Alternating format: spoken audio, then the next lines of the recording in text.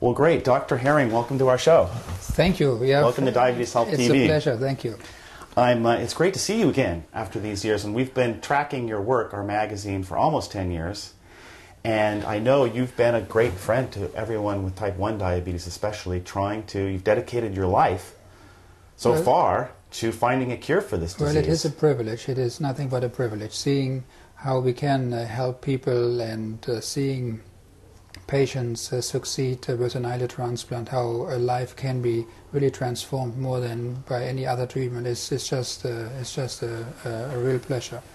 And we are really very grateful for being able to contribute to this major development in diabetes. And I'm sure it isn't always easy. I know when I talked to you in '99, you said that pancreases were expensive and you were having problems getting the funds to get the materials you need to further your work.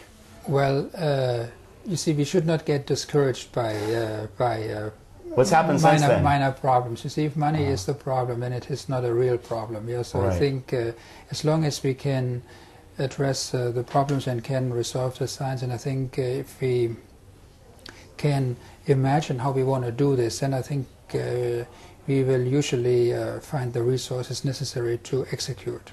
So tell us what you're imagining for a cure for type 1. In my imagination, a cure can only happen if you can either replace islets or you can regenerate islets. Mm-hmm. There's no other mechanism by which I think a cure can be accomplished. Now, if you want to ask when do you think a cure can be accomplished, then I think replacement comes before regeneration. Mm. And that is not to say we can only do one or the other, but it is reasonable that replacement is much easier. We know the Edmonton protocol works. Many other centers have confirmed this. We have short-term success. Now some centers have also long-term success. Just a few days ago, one of our patients celebrated her 6th year of insulin independence after a single donor islet transplantation. We have wait, we got to stop there, because I think there's a perception that everyone from the Edmonton protocol went back onto insulin. Yes, I think this is a protocol. This is a protocol that is different in a number of ways from the Edmonton protocol.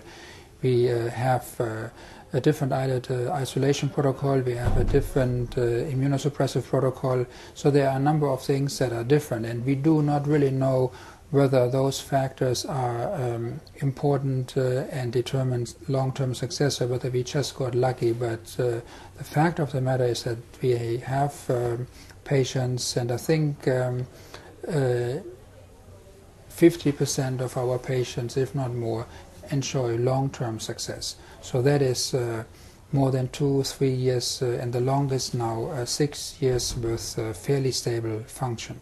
Now we are excited, and clearly we want to study in more detail whether this can be confirmed at our center and at other centers. So that is why I believe replacement is very, very close to succeed also long-term. With the use, though, of anti-rejection drugs? Yes. So I think, again, you see, it comes in phases. You see, you have patients that are very desperate today who participate in our studies, and for those patients, the risk-benefit ratio is favorable. We clearly understand that... I know Dr. Shapiro even listed hypoglycemia as one of the risks that makes it beneficial to take the drugs. Yes. But some would say, you know, that we don't know if they cause cancer, so that's a line that obviously there's many diabetics that aren't eligible. Yes, I think at this point in time we can only transplant human islets from cadaver donors. In the US we have 6,000 donor organs available. Maybe 2,000 to 3,000 are suitable, and some are being used by pancreas transplantation. So maybe we have 1,000 or 2,000 available organs.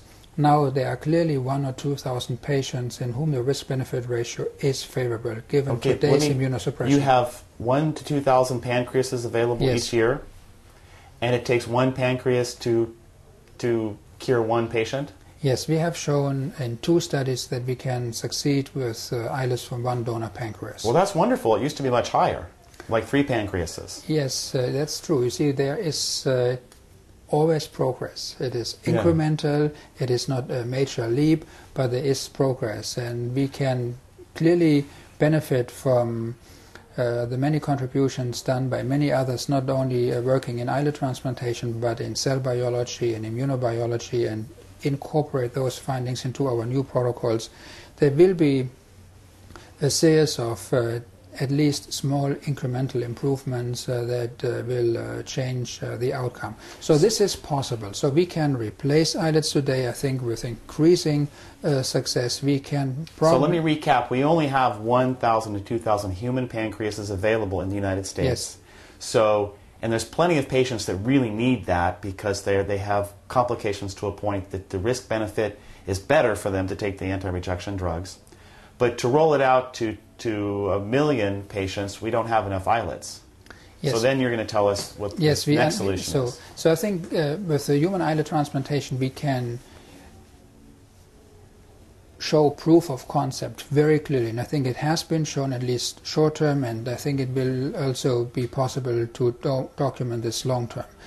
We understand tissue is not available to more than a few patients, but showing that islet cells reverse diabetes is a major milestone achievement. Now we have to understand, okay, where can we get islets for the tens of thousands of patients? And again, we will make a major effort to get the next best source to the point that we can test this in patients and help patients. And in my opinion, this is pig islet tissue. And then we will have, at some point in time, stem cell-derived islets, and then we will probably also have more and more success in the area of stimulating the... so stem cell, that's where you make islets in the test tube?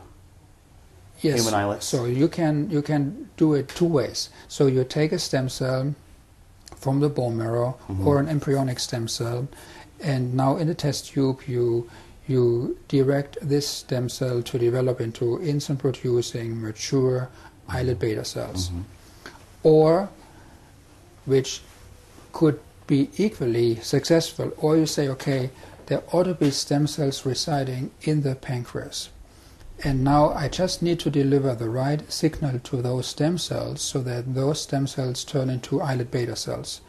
This clearly happens, and there are a number of settings like pregnancy or injury or pancreas resection, and we seem to have a lot of evidence that this biology happens all the time. So you're saying the islets can regrow?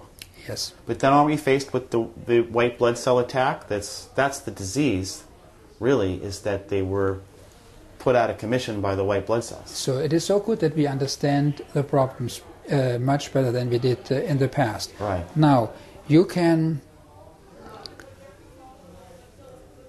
probably target with more and more success those stem cells residing in the pancreas.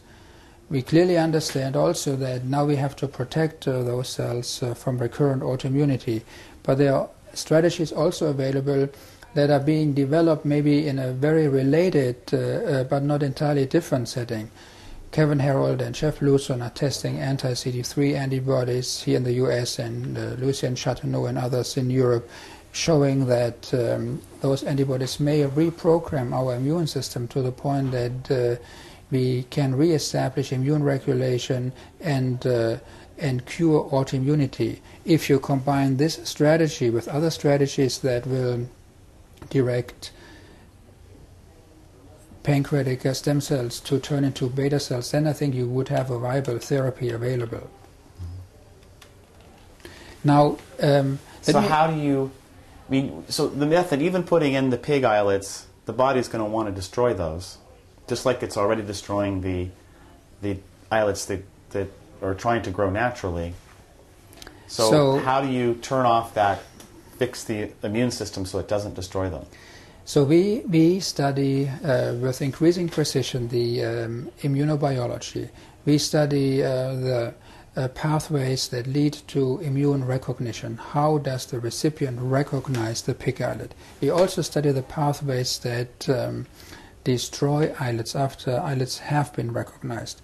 Now, once we know those critical events, then we can selectively target those events and can thereby minimize the immunosuppressive medication required to prevent rejection. This is one step. We can also come up with entirely different strategies, and we can perhaps think about immune-privileged environments and transplant islets to sites that we can engineer such that islets are protected at those sites. Encapsulation was one approach going in that direction. This was kind of an immune-privileged environment with compromises. But clearly it is the same concept. So now maybe we can engineer an entire organ to become an islet implantation site. So we should not accept those issues as a possible problem. We are in a position to study immune responses more carefully. We can then learn from our findings. We can go to the next step. Dr. Herring, let me ask you though, the woman you mentioned that's gone 6 years, yes.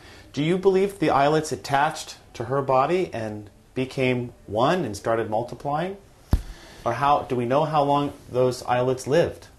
So this is a good question. So we do not know. Nobody knows. But the question that you're asking is a good question. And some people believe that islets have a half-life of only so many years, and in order for islet transplants to sustain intact and show long-term function, there ought to be islet regeneration, islet formation at the implantation site. So this is a concept, this is a theory. We do not know.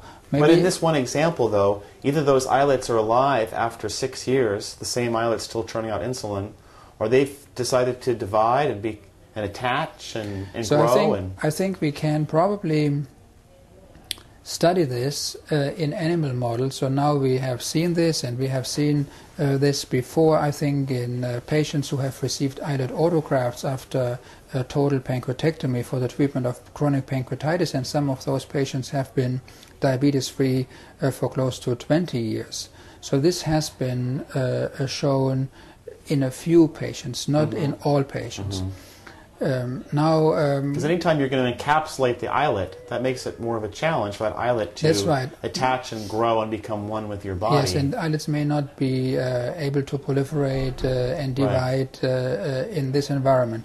But so we clearly have made a major step forward. We always see problems if we step back and look at the field of islet replacement and what has happened in the past 10 years. I think not only do we have now success on a fairly consistent basis, at least short-term in the clinical setting, at a number of institutions, not only in the US, across the world. We also have made progress in the area of islet xenotransplantation, enormous progress. We have monkeys that are diabetes-free for more than 6 months. With pig islets and immunosuppression. There is progress in the area of stem cell technology. There's progress in the area of islet regeneration in the diabetic pancreas. There are real opportunities that did not exist before. And maybe... It seems like only the two paths for transplant is the pig islet and the islet made from stem cells. Which neither of those... I mean, with stem cell we haven't made the islet yet. So we don't really know if that's possible yet. And the pig, people are there's a fear of taking an animal's transplant into your body. But maybe, do you think that's viable for a large number of successful patient transplants? I think there is probably some concern. I'm not sure I would call it a fear, but I think it all may change by the time we can more convincingly demonstrate success. Before Dr. Shapiro reported his Edmonton protocol, people thought this cannot be done, this should not be done, we should definitely not immunosuppress a patient just to protect an islet transplant. But then, after having demonstrated... You have the new cocktail. After having demonstrated success on a consistent basis, then everybody accepted this. Now, if you show success with pig islets, then people will become much more receptive and say, well, why not? If it is safe, if it can be done. Clearly, we are not there yet, but I think the perception will change with increasing success. And that's your passion. That's what you're working on. That is where I see great opportunity. I believe this is a high impact program and project, and it will also help stem cell transplantation, because if we can turn pig islet transplantation into a success, if we can establish new implantation sites where we can establish immune privilege, clearly this will help stem cell transplantation as well, because once you have a stem cell, then you have to ask the same questions: where to put them, and how to protect them. And maybe then stem cell transplantation can learn from islet xenotransplantation, like islet xenotransplantation learned from human islet transplantation, like human islet transplantation learned from pancreas transplantation. Right. So I think it is a stepping. It is not the final It solution. is not. There is no competition. I think there is clearly cross-fertilization rather than competition. Well, I cheer your success. Thanks for coming down and My telling pleasure. us. Come back again. Let's talk some more. Thank you Dr. very much. Herring. Yep. Okay.